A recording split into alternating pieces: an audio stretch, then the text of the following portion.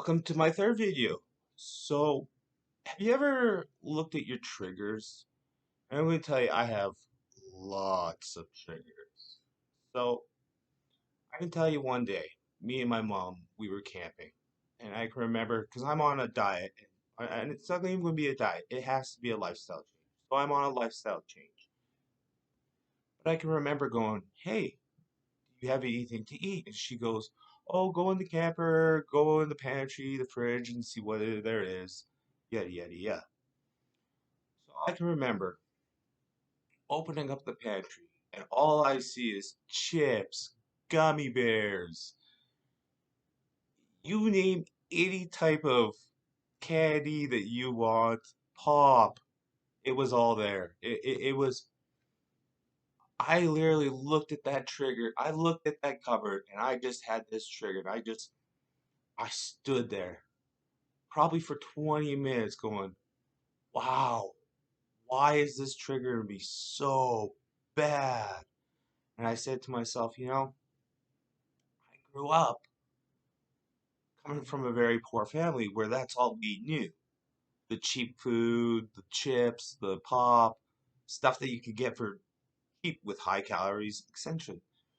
And I could always remember that when I was growing up, if we had that in our house, that was go to the cupboards. It was there. So when you actually sit down and look at it and go, what is going on here? Why do I want this so bad? It goes back to that instant thought of knowing I became someone who relied on food. Food was my trigger. And no matter whether it was a good day or a bad day, I only went for the bad food. The bad food that tasted the best probably got me the most instant gratification. And I can remember it was fun because I just, I had that whole day where I just went back to her fridge and essentially just found bananas, oranges, apples, just ate whatever she had that was healthy. But the very next day when I opened up the cupboard, my trigger was gone. I didn't look at the chips or anything and crave it anymore. I just said, I got a better reason why I don't want to eat this anymore. I want to be healthy. I don't want to rely on something that's already been processed over and over and over. I don't believe that I want to put stuff that has trans fats in my body. At the end of the day, when you look at the diet,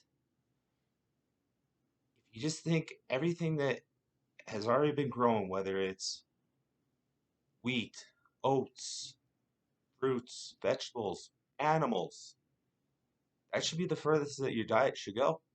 It sounds really bad, but at the end of the day, when they say you should only buy in your grocery aisle from the outside aisles, that's it. And if you take a look at that, then that's probably going to take a lot of obesity away from this planet. And don't get me wrong, I love food. I love burgers, fries, you name it. I'm a fat kid. You don't get fat if you don't like. So, anyways, I'm just saying, when you look at your triggers, they get very interesting. And I can also tell you, the other day, I had a job where I was working, let's just say for a casino, because, well, they're not going to hire me now, so it is what it is. But I remember going to the training every day, practicing, making sure I knew the rules, watching videos, and when they gave me the test at the very end, they go, oh, this is the most extreme scenario you'll ever have to face, yada, yada, yada. And I said, okay, but let's see how well I can do this because I'm just going to go from what I know and hope that it's correct. So at the very end, she goes, oh, you were technically correct. And I said to myself, okay, let's just hear them out, step back and just listen. And she goes, well, you're supposed to do it this way, this way, this way. And we don't think that you're going to be ready enough to get your dealer license. So in my head, I'm fuming harder than hard. And I actually just looked at them and said, "Thank you very much. Have a great day." And they go, "Oh, well, you can come back in a few days on Sunday and we'll retest you." So, I went home and normally I would have gone to town on something. And I sat there and I said, "What do I need to learn here?" I said, "The people that they hired couldn't count to 21. They played around and didn't follow the rules. They just had no confidence." And then I had to look at myself and said, "Were they better than me? Probably not. Did they do better on that final exam question? They must have. They must have knocked it out of the ballpark, all of them." And then I'm thinking, well, that's very interesting because I went to the training with these individuals. And if I failed and I was the most prepared, and that means there was something out. So I kept thinking about it, and I have a fight or flight response. When I have money, I flight. I don't care for drama. I really don't. Being poor, I guess this is my life lesson. I have to fight for everything moving forward. So let's go. Knock me down. Let's see what happens. So I remember going back on the Sunday, and I had this little intuition on my inside. It said, "Hey, you don't have to go back in here." But you know what? My ego. My ego was better than me. I'm going to tell you, I talk to a lot of young adults around here, and some of these individuals have a really good head on their shoulders. Just they've learned lessons a lot better and a lot faster than I have. For the most part, they told me to swallow my pride, suck it up. It'd be a way for you to get more money faster, way out of leverage. All right, you know, I should have listened. But when I went back in, I can tell you right now, she goes, "Oh, you keep looking at the cards to count it and add it up." And I said, "No, that's not true at all." I'm like, "In fact, I have a finance degree.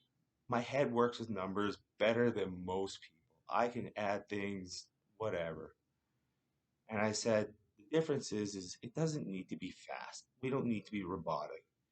And I said, "I just want to make sure that everything goes smoothly so that yada, yada, yada."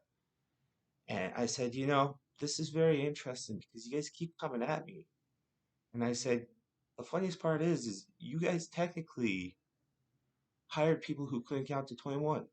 And she goes, "Oh, do you think you're better than everyone else?" And I said, "No, I don't think I'm better than everyone else. But I can tell you this time around, I actually put in more effort, more discipline, A to Z. But it seems that you guys taught me A, Q, B, Z."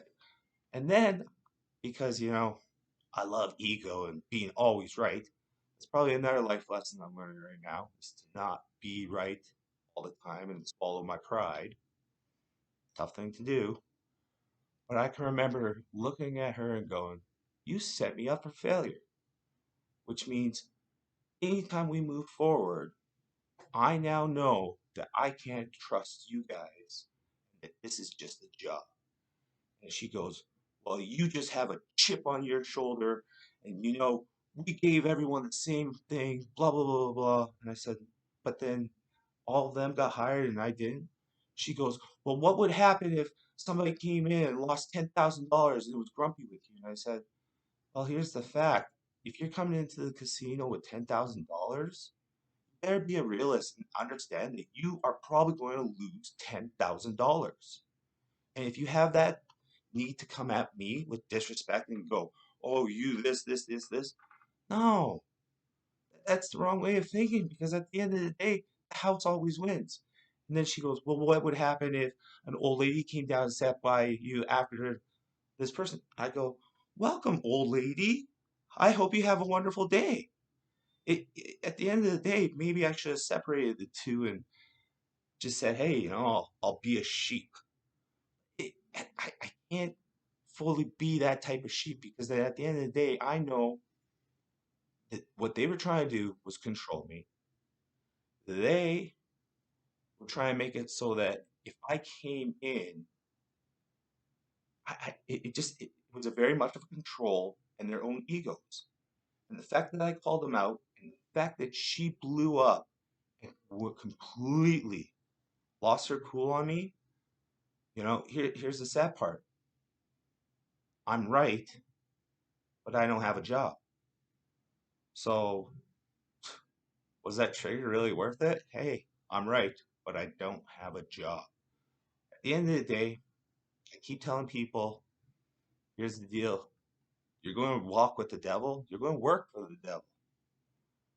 If you're going to work for somebody, swallow your pride, do as they say, they're going to pay for your paycheck. Can't complain. You chose that path. Me, I guess I have a lot of pride and ego, and I'm going to be walking my own path. So, lesson learned. I guess follow your path, follow your intuitions, stuff like that. And before I go, I'm going to leave it on this last note. I actually grew up in a very salesman mentality, and they used to have these videos of a badger. And if you just Google badger on YouTube, car salesman badger, I was that guy. I was that guy. I shadier than shady, making good money, whatever, living the fast life. But I can remember my manager, general sales manager, one day just wanted to break me down. And I get it. But at that time I was young. I let him break me down. And he goes, you know, every day that you come through that door, you better change your personality and be who I want you to be. And that was a very interesting learning lesson because I went through a lot of jobs where I became who they wanted me to be. Sure, got me ahead. But once again, where am I now? I'm a nobody. So that being said, thank you for listening. Let's have a wonderful day, and I'm going to see what video 4 comes out with. Thank you very much. Divine timing. God bless. Gotta take your losses before you become the boss. Amen.